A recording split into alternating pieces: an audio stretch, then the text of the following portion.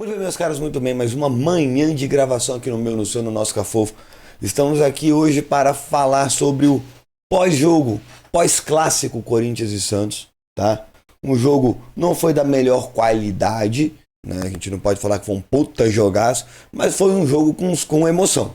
Com emoção que a gente não pode falar, né? E com uma obra de arte que é construída por todo o trio de ataque do Corinthians. E aí agora eu vou falar números antes de falar por que eu acho o melhor trio de ataque do Brasil, tá? Vou falar em números, ok? Esse trio jogou junto, só para iniciar bem antes de eu pedir seu like, se inscrever no canal desse negócio e ajudar a gente na campanha de doação, vamos lembrar que Yuri, Garro e Memphis jogaram juntos desde o início apenas em 11 jogos. Parece que os caras jogam já tem uns 3 anos juntos, né? Somente 11 jogos. Os 3 jogadores começaram juntos. Que não começou alguém no banco, ou enfim, né? Foi substituído no meio do processo. E nesses 11 jogos, esses 3 jogadores participaram de 35 gols. Quando a gente diz participar, a gente fala marcou gol ou deu passe pro gol. Beleza? 35 gols em 11 jogos que eles jogaram juntos. 3 gols por partida, na média. 3 gols em um quebradinho, tá? Seria 33, né? Se fosse 3 gols.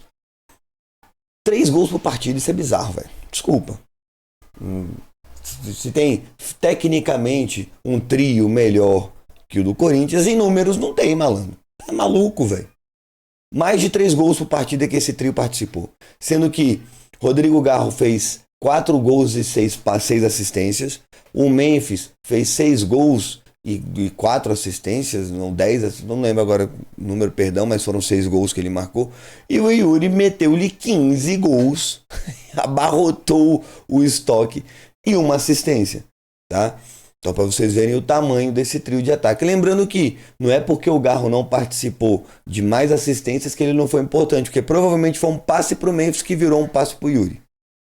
Tá? Então, só para deixar claro para vocês o tamanho desse trio de ataque. Tá? Então é isso. Tem que ter o protagonista, que é o cara que mete os gols, e tem que ter os caras que fazem esse cara meter gol. Tá? Poderia ser o Memphis, o grande artilheiro, poderia ser o Romero, o grande artilheiro, tá? Virou o Yuri Alberto. Por quê? Porque o Yuri Alberto, quando tá solto, ele mete caixa. Ele é cabuloso nesse aspecto, tá? Ele só tem aquele probleminha que quando ele tá pressionado, ele não consegue performar da mesma forma de quando ele está livre, quando tem mais gente para dar trabalho, beleza? Então essa foi a formação do Corinthians do jogo contra o Santos, tá? Eu acertei a escalação. Infelizmente, não gosto ainda, não quero mais ver o Hugo na lateral esquerda. Não é porque ele foi moderado, não é que ele foi bom, ele foi moderado contra o Santos, né? Ele pouco errou, mas pouco foi solicitado, essa é a real. Então não dá nem pra falar, o Mateuzinho sofreu muito mais que ele no jogo. Que a gente pode falar que ele é titular, mas os nossos treinadores, eles insistem que o Hugo está acima. Aí a gente não sabe se o Bidu é um problema técnico, é um problema tático, é um problema físico, mas o Bidu perdeu a vaga de titular, principalmente nesses jogos grandes onde a gente contava com o Bidu e não conta mais porque os dias preferem o Hugo Farias, beleza? Então quando a gente vai a campo com Hugo Souza, Mateuzinho, André Ramalho, João Pedro Tioca e Hugo Farias, Ranieri, Martínez e Carrijo, Garro, Yuri e Memphis. Beleza? Antes da gente falar mais sobre o jogo, eu preciso falar sobre a gloriosa, digníssima árbitra Edna Celar das Contas. Eu só sei que ela chama Edna e eu não quero saber mais do que isso, tá? A gente já teve problemas no derby, tá? Por conta do Klaus, que é horroroso. É horroroso. Mas nada chega aos pés do que essa Edna fez. Nada chega aos pés do que essa Edna fez. Tá bom?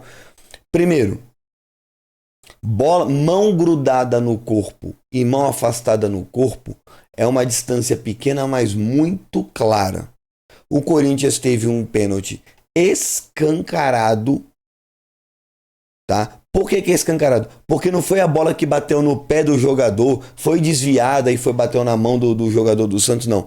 o Memphis cruzou para dentro da área e a bola estalou na mão do jogador do Santos, afastada do corpo, dentro da área. E a bola estava indo em direção a um jogador do Corinthians, provavelmente o Yuri, que ia meter-lhe gol ali. Ou pelo menos era uma chance de gol. O Memphis cruzou, a bola bateu direto, não desviou em ninguém, não pegou no pé do jogador, não mudou de... Ela simplesmente estourou na mão do zagueiro do Santos. E isso foi desconsiderado até pelo VAR, o que chega a ser absurdo. É absurdo, tá? Parece que criaram uma nova regra no jogo de que se foi a mão sem querer...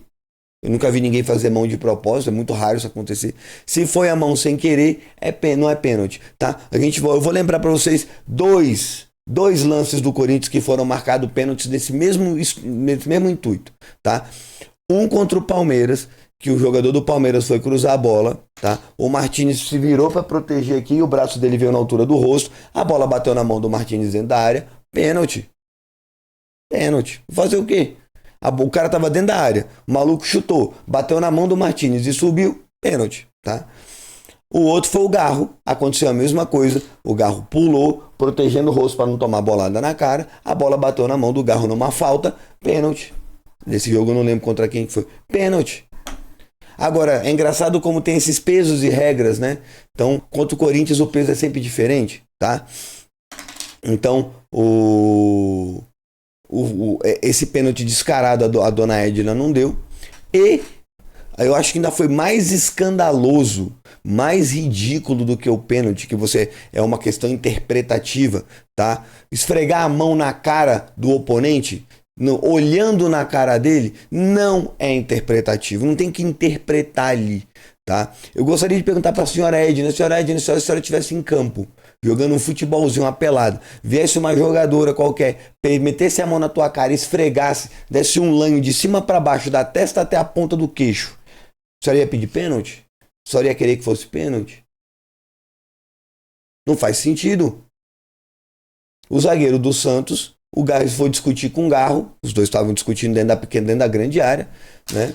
Numa bola num lance fora do jogo, tava ali era dentro da partida, a partida tava rolando, todo mundo viu, as câmeras todas da Cazé TV, ou de quem quer que seja, do Paulistão Play, quem é que tava fazendo essa porra, viram, tá?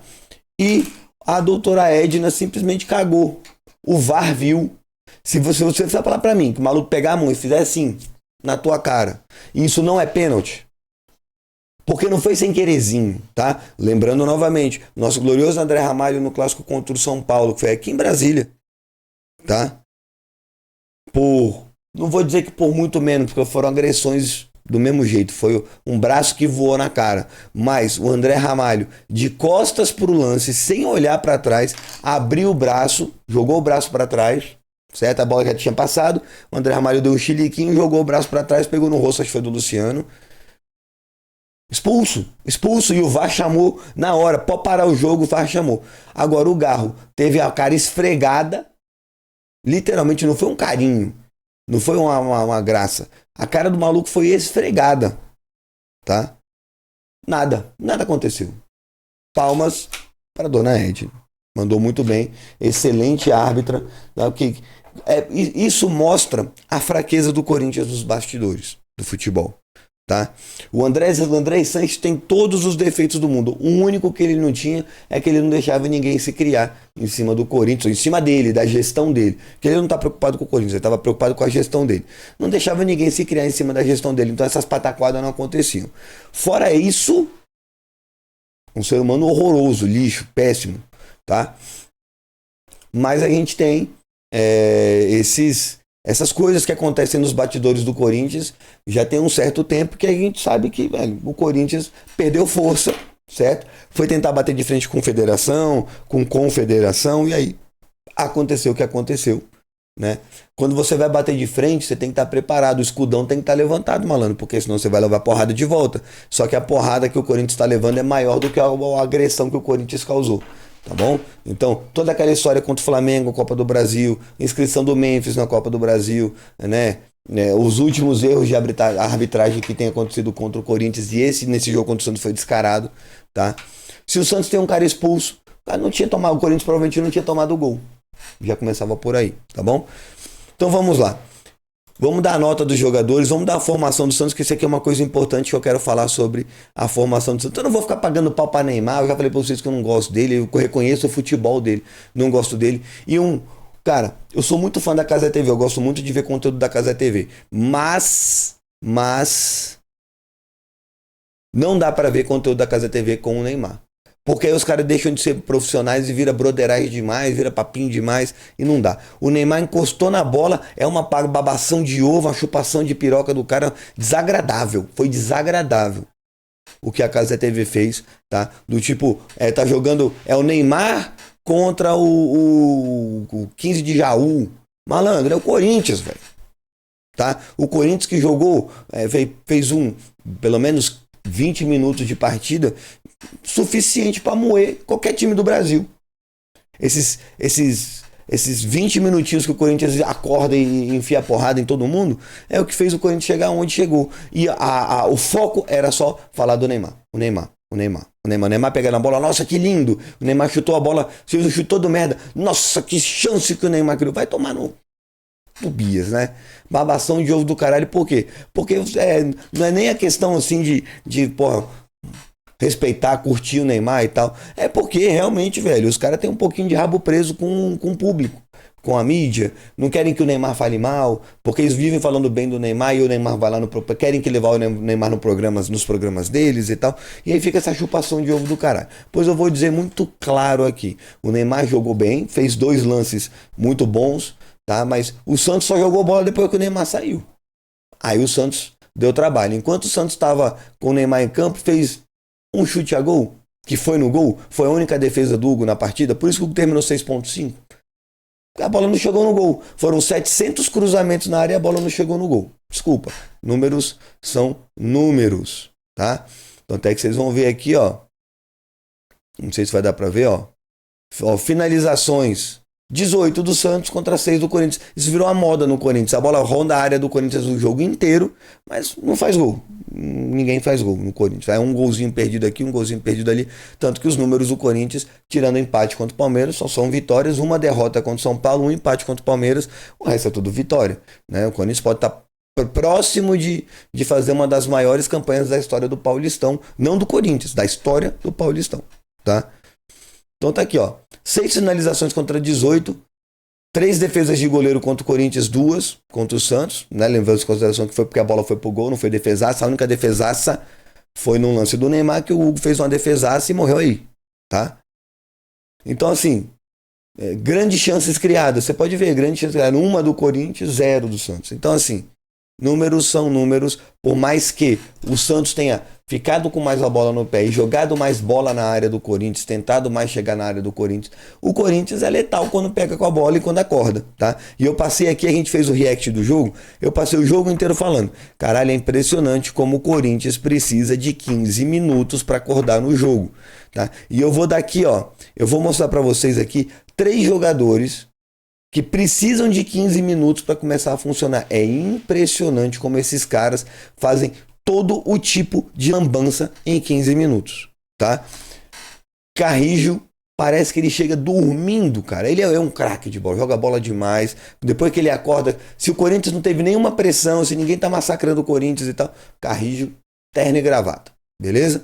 Outro jogador precisa acordar no meio de jogo é Ranieri. Ranieri, ele começa fazendo faltinha boba, errando passe toda hora, saída de bola ridícula. Aí depois de um certo tempo ele acorda e começa a se soltar dentro da partida. E o André Ramalho. O André Ramalho é um cara que ele tem lampejos lampejos não, né? Ele tem momentos de desligar completamente, que ele se distrai completamente do jogo e faz algumas falhas bobas. Ele tá sempre ali, tá ajudando na marcação, instruindo o time. Daqui a pouco ele dá um shutdown e a gente perde o Carrilho. A gente perde o Ramalho no meio da partida. Onde está Ramalho? O Ramalho sumiu. E aí a gente toma, quando ele vê, ele acorda, tá uma bola vindo na área pra gente tomar um gol. É isso, tá?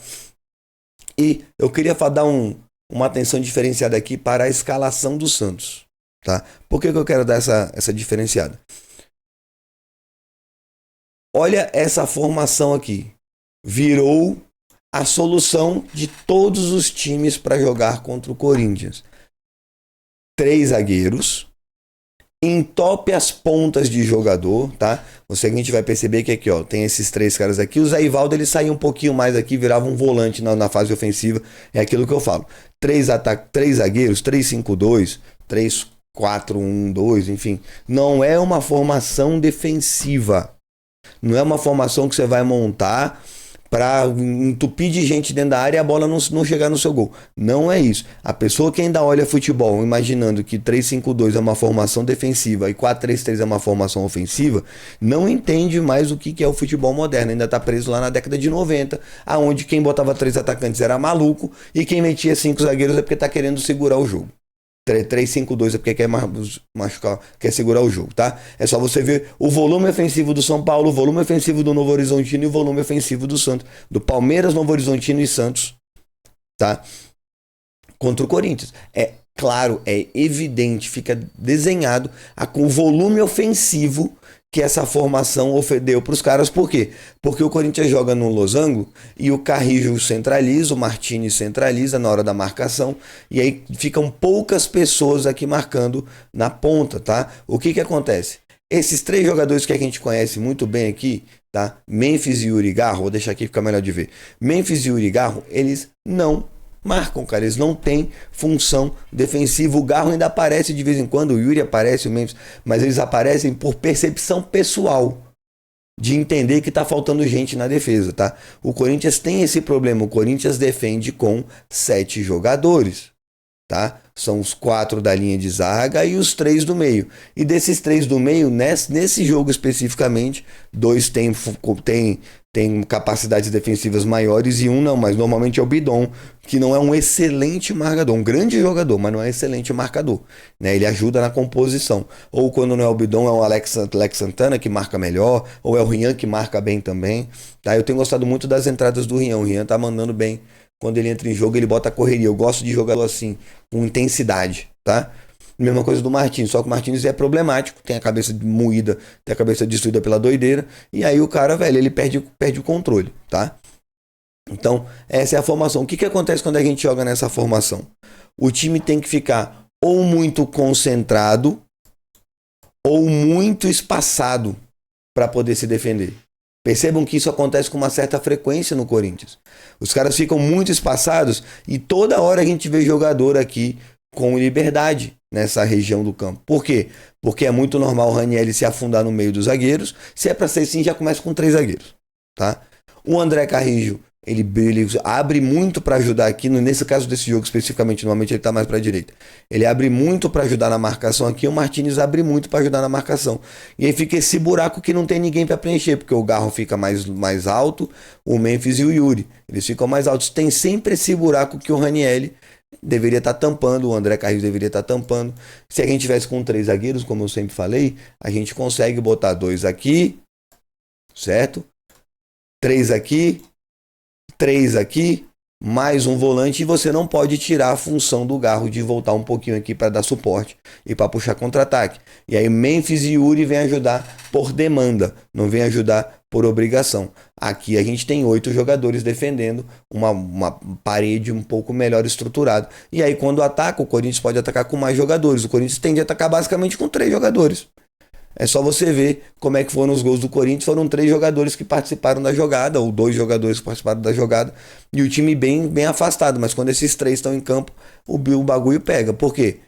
Quando a gente tem num 3-5-2, a gente consegue fazer isso aqui no ataque, ó. Por isso que eu sou fã do 3-5-2, e é isso que os times estão fazendo contra o Corinthians. Sobe os zagueiros, aumenta a pressão. Olha o tanto de gente para pressionar a saída de bola. Ainda assim, com um jogador que faz a recomposição rápida aqui, esse jogador aqui, ele basicamente anda de linha reta o jogo inteiro. Ele avança para ajudar na construção das jogadas e volta correndo para proteger. Foi o que o Zé Ivaldo fez no Corinthians e Santos, tá? E por isso o Corinthians está sendo pressionado tanto, está sofrendo tantos ataques de times que jogam no 3-5-2, porque eles sobem os pontas, a bola fica rodando de ponta a ponta o tempo inteiro, o Corinthians toma inversão, tá? Então, vem aqui, ó, se a gente for analisar aqui como é que o time atacava. Ficava o Tassiano e o Tiquinho lá praticamente dentro da área. o Neymar rodando na entrada da área, o Guilherme esmagando de um lado, o Léo Godoy esmagando do outro, o Rincon e o Pituca ajudando o Neymar na construção das jogadas e o Zé Ivaldo mais avançado. E aí o Basso e o Pérez também ficavam próximos da linha daqui. O que acontecia com o Santos? O Santos pegava essa galera toda e esmagava dentro dessa área. E o Corinthians com o Memphis socado lá na frente, o Yuri socado aqui, o Garro na frente, e esses 7 caras aqui tinham que se virar para sair. Isso é evidente, fica claro no jogo. Esses 7 caras têm que dar um jeito de fazer a bola chegar nesses 3. Então, ou seja, o Corinthians passou 15 minutos até entender que isso não ia dar certo e o Garro voltar um pouquinho mais para buscar jogo, o Memphis voltar mais para buscar jogo, dando total liberdade só para o Yuri Alberto, tá? Mais um detalhe que foi importante nessa partida aqui, tá? Temos aí uma nova função muito importante para o nosso glorioso José Martínez, cara. O que o Martínez jogou de bola no primeiro tempo, o que ele deu de trabalho para a defesa do Santos no primeiro tempo. Tanto que o primeiro gol do Corinthians sai de uma jogada do Martínez. O Mateuzinho rouba a bola, passa para o Martínez, a bola toca para o Garro faz a abertura para o Martínez chega na linha de fundo, como ele fez muitas vezes durante o primeiro tempo, só que ele sentiu, cansou e pediu para sair no intervalo. Ficou bem, ele tá sentindo dor no músculo posterior da coxa, tá? Então ele saiu com desconforto no músculo posterior e pediu para parar. O que o Martínez chegou na linha de fundo driblando, correndo, partindo para cima, foi brincadeira, tá? Muito legal ver essa capacidade do Martínez de botar intensidade em uma das laterais. É um cara a mais para dar trabalho, porque o Corinthians com Memphis, Garro e Yuri já dá bastante trabalho, tá? E o André Carrijo, quando ele tá jogando nessa lateral e vem ajudar nessa ponta direita aqui, o Corinthians continua dando muito trabalho, mas quando o Martínez vem aqui, o Martínez está criando bastante, mais do que qualquer um poderia imaginar, pelo menos quando a gente vê quem é o Martínez, como ele chegou cotado no Corinthians para ser um volantezão, para ser a sombra do Ranieri, que a gente não tinha, né? Tinha o Rian, mas o Rian ainda estava, né, pegando ritmo. E o Martínez tornou-se uma arma muito poderosa para o Corinthians na ponta direita. Porque além dele ser doido varrido, além dele arranjar confusão, além dele dar treta, ele dribla, ele corre, ele dá carrinho, ele dá trombada. O Martínez está saindo uma bela surpresa para a gente aqui na ponta direita, tá? Então o Corinthians arranjou 2 gols. 2 gols.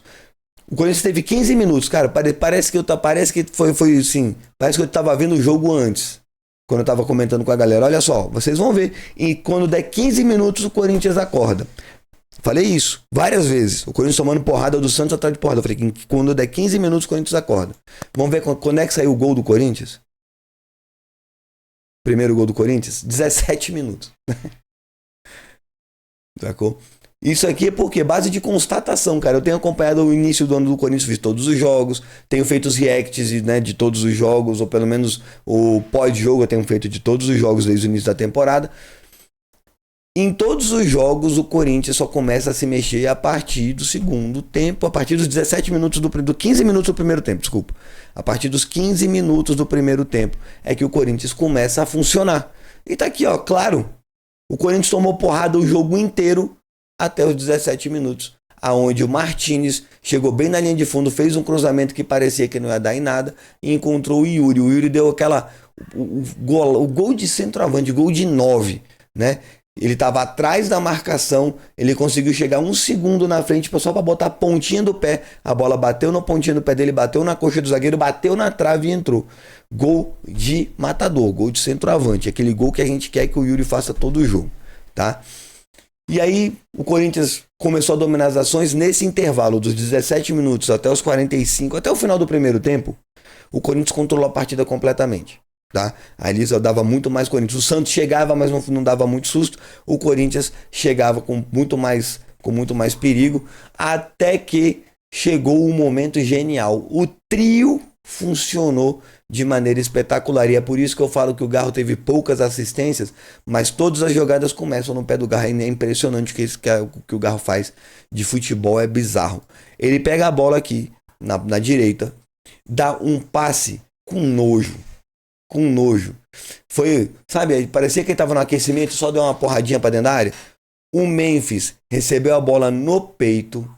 Se ele quisesse, ele só enfiava ali o pé na bola, uma porrada pro gol, ia ser golaço. Só do lançamento do Garro, a matada do Memphis, se ele só encaixasse de cantinho, estufasse a rede, já seria um golaço. Mas o Memphis não. O Memphis quis dar um toque de um requinte de crueldade. Ele matou e deu um toquezinho de lateral de pé. Não foi nem 3 dedos, tá ligado? Foi de tornozelo, assim, ó. Então, o Yuri sozinho aqui, malandro. O Yuri só vem entrando aqui, ó. Só botou o toquinho na cabeça assim, ó. Tuf, e empurrou para dentro do gol, tá? Isso aqui é a prova que esse trio jogando bola é muito perigoso. É muito perigoso. Infelizmente, Coronado vai ser banco do Garro pro resto da vida enquanto ele jogar no Corinthians. E ele disputar essa posição. Enquanto o Coronado não entender que esse buraco aqui é o importante, que ele vai ter que se adaptar para aprender a jogar nesse espaço aqui, porque aqui o Corinthians roda muito. O Corinthians troca de jogador muito nessa função aqui, principalmente nessas duas. O Coronado não vai ganhar essa vaga do Garro nunca. Nunca. O cara passou o jogo, a temporada inteira parado.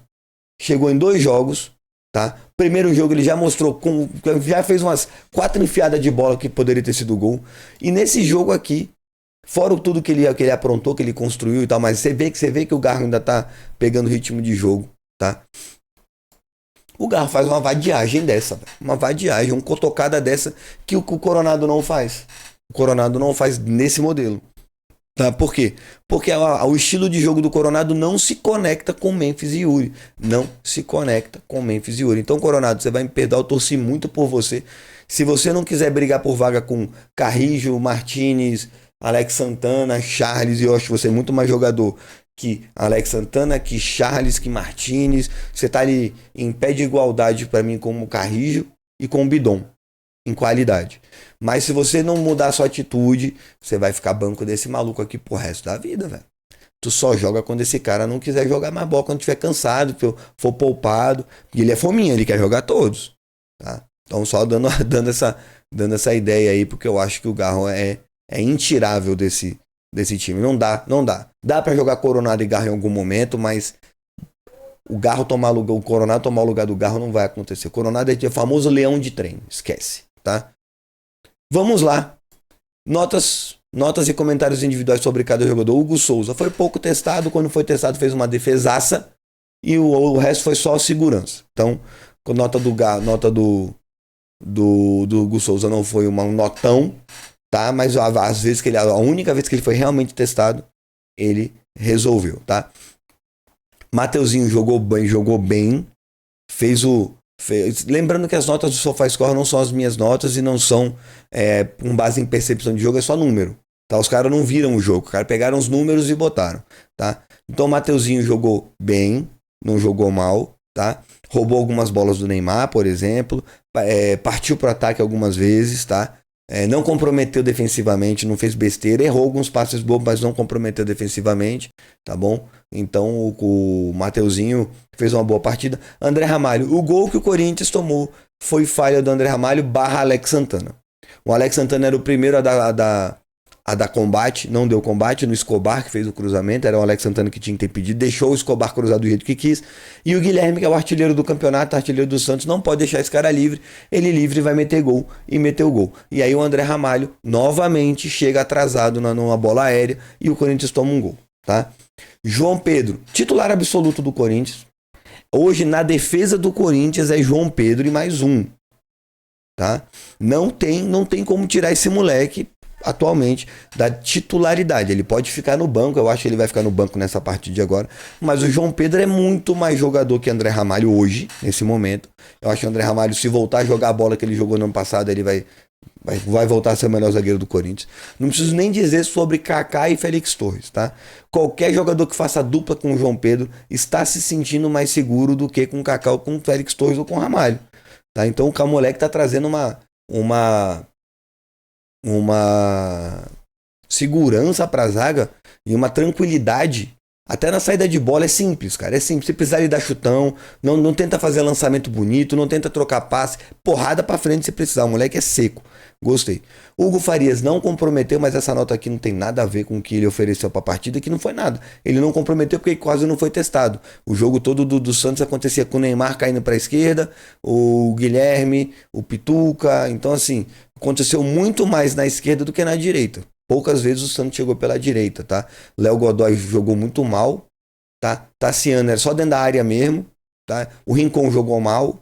Então o Hugo não foi testado. As poucas vezes que foi testado, não comprometeu. Carrijo demorou 15 minutos para ele acordar. Depois que ele acordou, ele conseguiu jogar o basicão até o final, mas não fez nada de espetacular que a gente espera. Às vezes aquele passe bonito do Carrijo, aquele lançamento, né? Então a gente, né, espera mais do Carrijo, aquelas proteções de bola dele, tal, que ele traz muita tranquilidade e tal pro meio de campo do Corinthians. Não deu para ver muita coisa do Carrijo, tá? Raniel estabanadíssimo nesse jogo, errou passe, meu Deus, como ele errou. Teve uma saída de bola que ele errou aqui que quase foi gol do Santos, tá? Tomou cartão, deu carrinho errado, enfim, jogou mal. Martinez foi o melhor jogador do Corinthians no primeiro tempo, até ele ser substituído no segundo, mas ele foi o melhor jogador do Corinthians, apesar da nota do Yuri ser maior, porque é número, o jogador que mais atrapalhou o Santos, que mais deu trabalho pro Santos foi José Martinez, beleza? Rodrigo Garro ainda não está no 100% dele, ele ainda está lento, ele ainda não está naquela explosão, naquela velocidade. Quando ele recebe a bola, ele resolve as coisas muito rápido, ele ainda está meio letárgico nesse processo, mas é o Rodrigo Garro, velho. A qualquer momento ele vai tirar um coelho da cartola e vai arranjar um passe espetacular, ou vai fazer um chute pro gol que vai assustar assusta qualquer zagueiro. Ele não pode ficar livre. E o gol do Corinthians, ele tava solto, livre, não tinha ninguém marcando o cara. Cara, se ninguém marcar o Garro, ele vai moer, ele vai judiar. Tem que ter gente marcando o Garro, tá? Não deixa. Se não quiser marcar, deixa, ele resolve. Memphis, partidaça do Memphis, 7,5 é muito pouco pro que ele apresentou na partida, tá? O Memphis tava no modo psico. Deu trombada, ganhou no corpo. Cara, ele não perde no corpo. O Memphis não perde no corpo. Ele vai trombar e vai jogar vagabundo longe fácil, tá? É o segundo jogo que o Memphis dá uma trombada que joga vagabundo pra fora do campo quase, tá bom? Ele ganha todas as disputas de corpo. O Memphis, nesse aspecto, ele é completamente diferente do Yuri, que não ganha uma disputa de corpo. O Yuri é ele e o gol, tá? Se você esperar que o Yuri vai dividir bola, vai trombar, ele corre atrás da bola. Mas não espera que o Yuri vai ganhar no corpo. O Memphis ganha todas as bolas no corpo. Todas, tá? Driblou, deu passe pra gol, né? Modo psico, velho. Teve uma hora lá que ele deu uma trombada no zagueiro do Santos, foi falta, jogou o zagueiro do Santos longe. Aí o goleiro do Santos foi trazer satisfação, falou: pô, tem que pensar mais, tem que usar a cabeça, alguma coisa tipo, consciência. Meu irmão, ele chegou assim, ele botou a mão na cabeça, tipo, pistolinha. Botou assim, botou a mão na cabeça do goleiro do Santos, velho. Doido varrido. Tem uma hora que a juíza, a lixona lá, ela vem, bota a mão na cinturinha dele, ele olha pra cara dela e meteu-lhe o braço no ombro da juíza, tipo como fosse brother. Aí a juíza tira a mão dele e dá um tapa na mão da juíza. Então tira a mão de mim. Caralho, o Memphis tava no modo psico, foi bom pra caralho. Yuri Alberto. Esse é o Yuri Alberto que a gente quer. A gente não quer que o Yuri Alberto toque na bola, drible, faça jogadas maravilhosas. A gente quer que o Yuri empurre a bola pro gol. A gente quer que o Yuri esteja presente na área na hora que a bola chegar na área, porque ele é o cara que vai empurrar. Se o Yuri continuar jogando com o Garro e com o Memphis nessa intensidade, o Yuri termina com mais de 30 gols na temporada de novo. Já tem 3. E essa dupla, esses 3 caras aqui que só jogaram de titulares juntos uma partida, se eu não me engano. Não, acho que contra o Palmeiras foi o Coronado que começou, né? O Garro não jogou contra o Palmeiras. Tá, então, Garro, Yuri e Memphis só começaram titulares uma partida. Tá? Nessa temporada que o Garro voltou, né? O Garro voltou pelo banco da última partida que o Corinthians fez, então a primeira partida deles no ano. Já saíram 2 do Yuri, tá? Era pra ter saído mais gol? Era pra ter saído mais gol. Ainda no primeiro tempo dava pro Corinthians fazer mais gol. Aí o Corinthians, segundo tempo, se acomoda no resultado e aí começa a levar porrada atrás de porrada até o final do jogo, né? Então é isso. Infelizmente é isso que o Corinthians faz. Substituições. Rian entrou no lugar do Martinez, tá? Entrou jogando razoavelmente bem, tá? Eu gosto quando o Rian entra porque ele volta da correria, deu uma levantada bonita no Neymar. Nada de maldade, mas deu uma levantada bonita no Neymar. Tomou cartãozinho, porque levantou o Neymar. O Neymar também não pode ser tocado. E no lugar do Martinez, que foi o melhor jogador do Corinthians no primeiro tempo, tá? Alex Santana entrou no lugar do Raniel. não fedeu nem cheirou, mas falhou na hora do gol. Ele que tinha que estar evitando o cruzamento. Eu falo que o Corinthians deixa a bola chegar muito na área porque ninguém pressiona. O Corinthians se entope de gente dentro da área para não tomar gol e não pressiona as jogadas do time adversário, tá? O Santana era para ter pressionado a marcação. O Santana entrou para jogar de volantão mesmo. Léo Maná no lugar do Mateuzinho entrou para fazer o basicão que ele sempre faz, ajudar na defesa e tentar fazer a bola chegar no ataque. Romero e Thales Magno mal tocaram na bola. O Romero um pouquinho mais entrou no lugar do Memphis e o Thales no lugar do Garro. O Romero e o Thales ainda deram um pouco mais de trabalho. Mas quando eles dois entram, o Corinthians morre. Porque quando eles dois entram, o Garro sempre cai um pouco mais para a direita, o Thales pela esquerda e o Yuri fica isolado. Então quando isso acontece, a gente entende que é para isso. É para os dois, o Thales e o Romero, ajudarem mais aqui na ponta, mais do que atacar. Porque o Thales entrou perdido. O Thales não fez absolutamente nada. Tá? E o Romero também pouco interviu no jogo. Tá? E essa foi a análise do jogo contra o Santos. Agora vamos fazer a formação que deve entrar contra a Lusa. Tá? Falaram que o Corinthians vem 100% reserva. 100% reserva para mim é isso aqui. Isso é o que os caras que acompanham o dia a dia do Corinthians estão falando. O time 100% reserva do Corinthians é esse aqui. Léo Maná, Félix, Kaká. E hoje, muito estranhamente, Matheus Bidu. Tá?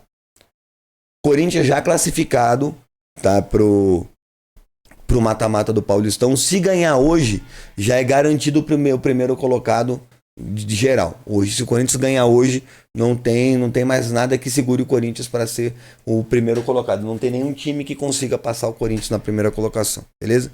Aqui deve ficar o Rian como titular, porque ele faz muito bem essa função aqui, essa correria dele é muito boa. Tá? No lugar do Martins aqui embaixo deve ser o Charles. No lugar do Carrijo deve ser o Santana. No lugar do Garro, o Coronado. No lugar do Memphis deve vir o Thales. E no lugar do Yuri, o Romero. Posso falar? Temos elenco hoje, né? Temos elenco. Tá? O time não precisa improvisar ninguém e consegue montar um time todo reserva com alguns bons nomes. Todo reserva com alguns bons nomes. Tá? E ainda assim, tem um time que possa competir. Tá? Eu tenho minhas ressalvas com relação ao Charles. Beleza? Eu tenho minhas ressalvas com relação a Kaká. O Félix Torres voltou nessa temporada jogando bem. Jogando bem. Tá? Então a gente não pode falar, não dá para falar mal do Félix Torres dessa temporada agora. O que ele entrou jogando com o João Pedro foi muito bom, porque é aquilo que eu falei, parece que o João Pedro passa muita segurança para o restante da zaga. Agora vamos ver Torres e Kaká. O Kaká é o tipo zagueiro que ele só é bom porque ele faz gol. Volta e meia ele aparece fazendo uns golzinhos aqui. Porque na defesa, na marcação, tirando o vigor físico dele, as questões táticas dele deixam muito a desejar, tá? Matheus Bidu, né, que foi titular ano passado, jogou muito bem no final do ano passado, agora voltou para o banco. O Alex Santana, ele parece que ele está passando pelo mesmo problema que ele passou no Atlético Paranaense. Chegou no Atlético Paranaense jogando muita bola, todo mundo elogiando, machucou, quando voltou não jogou mais bola. O Alex Santana tá nessa e foi um machucado longo, né? O Alex Santana ficou aí quase 6 meses sem jogar bola, né? E aí voltou jogando metade do que ele jogava. O Charles, ele vamos dizer que a cada 5 jogos, o sexto ele joga bem, tá? Não tenho a menor confiança nele. A menor confiança no Charles, tá?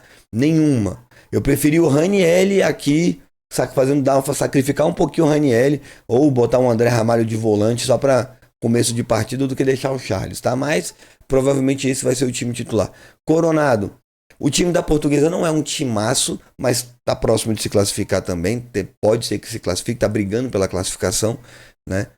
E me parece que o Coronado só joga muita bola contra time pequeno, tá? Onde ele tem muito espaço para jogar bola, ou a marcação não é boa o suficiente, ou taticamente o Corinthians consegue embolar o time adversário. Thales Magno tem sido o melhor, é o melhor jogador do início de temporada do Corinthians, ponto. Tá? A gente fala muito do Memphis, do Yuri e do Garro, mas o Thales Magno resolveu várias partidas pro Corinthians nesse início de ano. Então se a gente vai botar na conta de alguém essa classificação, primeiramente no Thales Magno. E o Romero que nessa... Lembra que eu desenhei no último vídeo?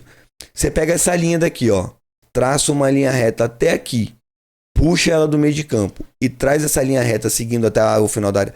Nesse quadrante aqui, o Romero é excelente. Se ele jogar aqui, não ficar querendo aparecer nas pontas, mas aqui, nesse quadrante, onde ele dá trabalho, onde ele é chato, onde ele se posiciona bem, onde a bola sempre sobra para ele, a gente pode ter mais gol do Romero hoje, tá?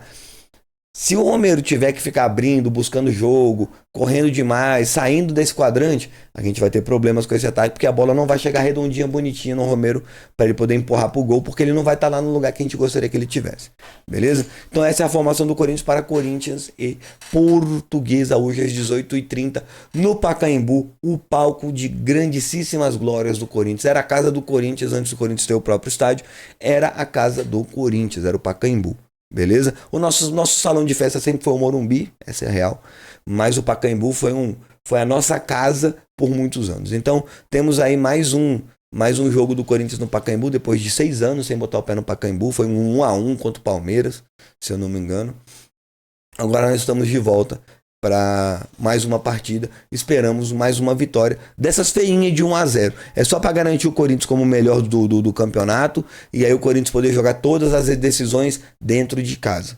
Beleza? É isso, meus queridos, espero que você tenha curtido o vídeo. Um grande abraço, fiquem de boa, que eu vou nessa. Foi, galera. Valeu.